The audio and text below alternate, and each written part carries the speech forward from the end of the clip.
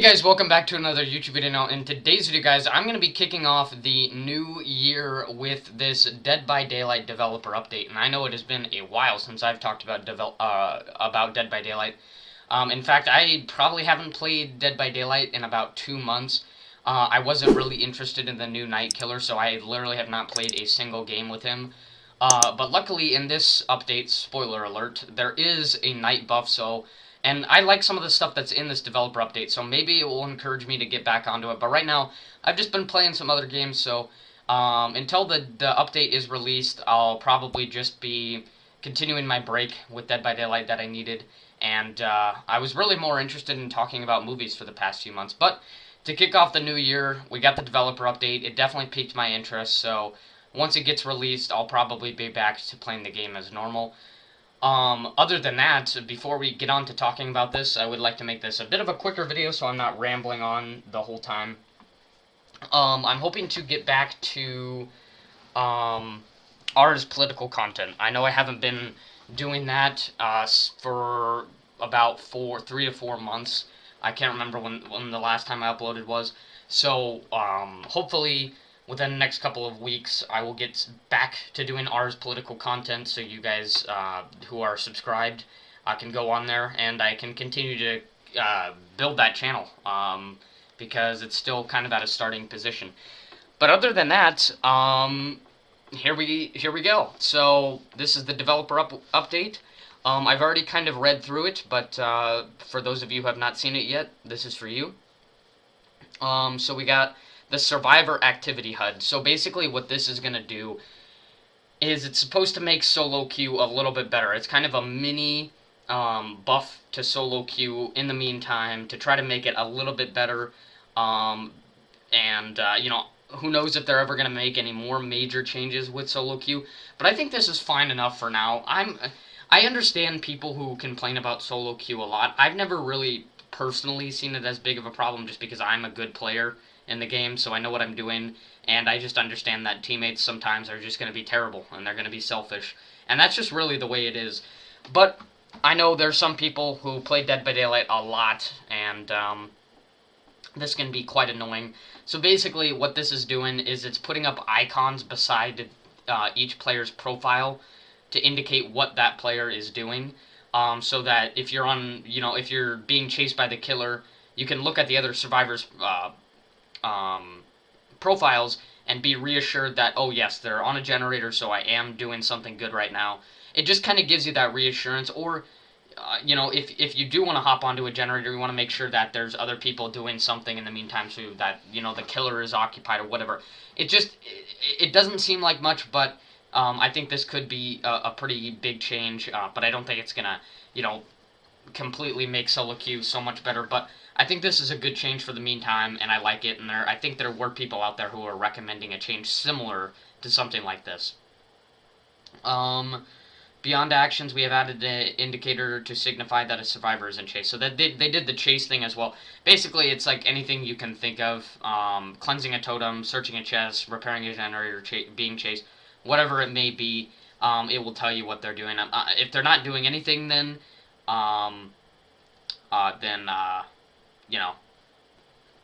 then you're not going to see anything. But there's opening an exit gate, healing, mending, and recovering. And then there's even killer-specific actions, which I kind of forgot about. So if you're going against a doctor, you can see if somebody's snapping out of it or waking up, whatever it may be. So yeah, really, really good change overall. And then there's updated wiggle mechanics. So basically, I, believe it or not, have not changed my wiggle mechanic since the update happened last year. I think it's been a year now. Holy crap. But I still have the old one where if you're playing on console or you're playing on PC, you basically just go back and forth between the W and the E key, I believe it was, for PC, or if you're on console, it's the joystick. Just because I'm really good at that method, and it's never broken my controller or whatever. I don't go ham on it. But I just find it a lot easier than doing the skill checks thing. And now there's really not any reason to have this one, because, well, number one, I didn't like it just because I hate the skill check thing, and it makes that annoying sound. But they remove the annoying sound if you don't if you don't, if you choose not to wiggle, which I understand people who don't choose to wiggle. I mean, sometimes that's really not worth it, unless you just want a little extra BP. But yeah, this doesn't matter to me because I have not changed my wiggle mechanic anyway. But I like it because when I'm playing killer, I do not like how if you hit every great skill check, you get a second off. You'd be surprised how much that can come in clutch. Instead, it's gonna make it so that it makes you wiggle side to side more, kind of like a boil over effect. I like this a lot better, so I do like this change, but it's not gonna affect me as Survivor because I have not changed my wiggle mechanic, and I'll probably never will. And then we got nerfs to the nurse, which I think is the most needed thing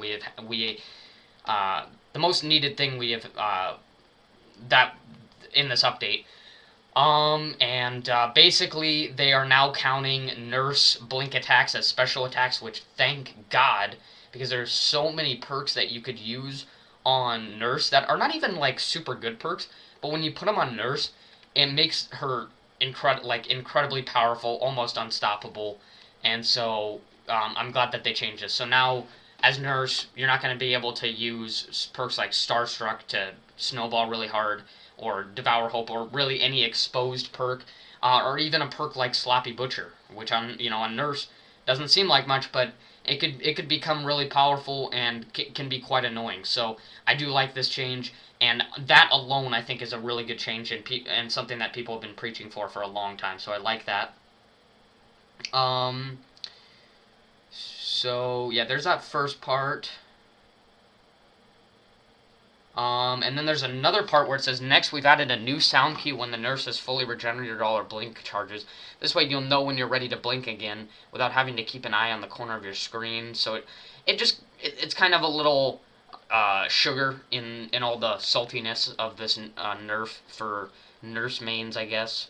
So that's kind of nice. I don't play nurse at all because I still play on console because they still haven't added cross progression, which I wish they would so I could start playing on PC.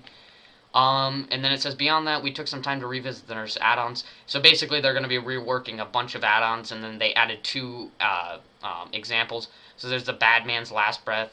After hitting a survivor with a blink attack, the nurse becomes undetectable for 25 seconds. This effect can only be triggered once every 45 seconds. And then the Jenner's Last Breath. We place with a new effect. Okay, so some of the add-ons are replacing with just completely new effects. Once all blinks have been exhausted, the nurse may teleport back to her original position. Once she returns to her original position, all blinks charges are restored. But you can also expect the changes for the following. All these good. The matchbox used to be completely useless, and then after an update they had with her add-on, with all the add-ons on a lot of killers, it became really, really powerful. So that's good. And then they're probably going to nerf the hell out of those super Omega Blink add-ons that Nurse has. So that's really good. And then they're doing buffs to the Knight, which I don't really know a whole lot of about the Knight. I mean, I read the patch notes for him, so I kind of know how his power works. But it's still going to be a little confusing for me, but I'm glad they're buffing him. I heard that he just wasn't that powerful, and so this may encourage me to actually start playing him and get on Dead by Daylight. So it says the Knight and his guards have been patrolling the realm for a little over a month now, and we've been combining the Knights with blah, blah, blah, blah, blah.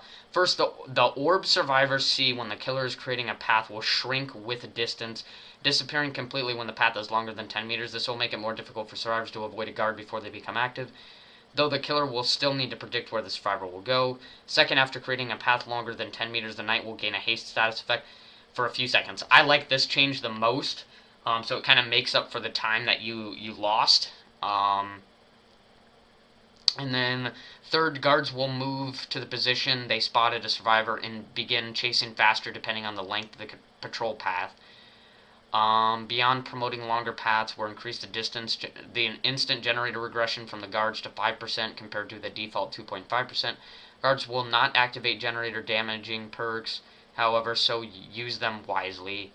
Lastly, we have to admire the creative ways some of you have used the Knight's power rather than locking down an area or aggressively chasing survivors. Some of you have discovered that you can start drawing a path and not move to hide your terror radius, particularly near a hook survivor. While the efficiency of doing this is debatable, it doesn't exactly suit his playstyle, so we've added a 10-second limit to his patrol path creation. This gives you enough time to not affect the typical path, but it will put a hard limit on how long you can stay still and hide your terror radius.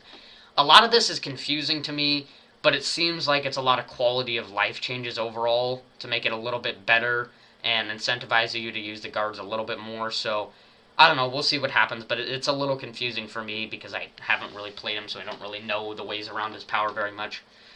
Then they're reworking Area of Crows, which I'm glad about. The main problem for me with Area of Crows was basically all the tiles that were surrounding the Area of Crows. Some of them were just super strong, and you couldn't play around them at all because there were like completely rectangular tiles that were tall enough so you can't see over them. It was basically just, you had to play the tile as it was. There was no way you're gonna mind game it. Just impossible to do anything with those tiles. They were just so strict with movement and things like that. So I'm glad they're reworking it. It seems like they're reworking a lot of the tiles. They're making the map smaller instead of a rectangle shape. They're making it a square shape. So I really like this. I hope that it makes Area of Crows a little bit better. And then they're making an in-game challenge tracker, which thank God, so that you basically know if you've completed the challenge. There are some challenges in the game where you have no idea if you actually reach the challenge, and so you get done with the match, and you're like, did I get it? Did I get it? And you just you don't know, and then eventually you realize that you didn't get it, and you're like, what the hell?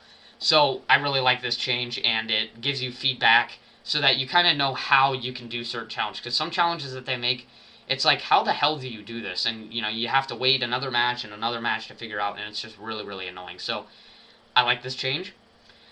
There's game flow improvements. It says, speaking of challenges, if you've ever queued up for a match before realizing you didn't have a challenge selected, you'll know that basically they're making it so that you can go into the challenge, to the archive, so that you can put in a challenge while you're waiting for matchmaking.